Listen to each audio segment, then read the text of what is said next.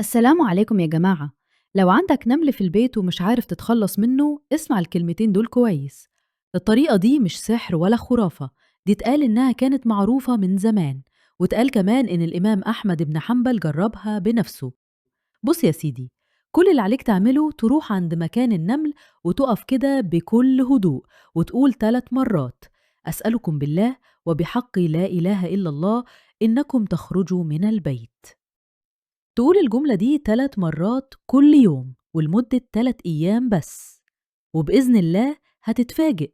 النمل هيختفي لوحده من غير لا سم ولا مبيدات ولا أي حاجة ممكن تضر ولادك أو بيتك. بس خد بالك، لو النمل فعلا مؤذي جدا ومفيش طريقة غير قتله، ماشي، بس إياك تستخدم النار، لأن سيدنا النبي صلى الله عليه وسلم قال: ما يعذبش بالنار غير رب النار.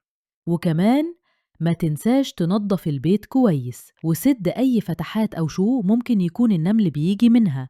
وممكن تستخدم حاجات طبيعية زي الخل، القرفة، بودرة الأطفال. وفي الآخر ما تنساش إن حتى الحشرات الصغيرة دي مخلوقات من مخلوقات ربنا، وإحنا مأمورين نكون رحماء. جرب الطريقة دي وقول لنا النتيجة في الكومنتات، وربنا يبارك فيك ويحفظ بيتك من كل شر.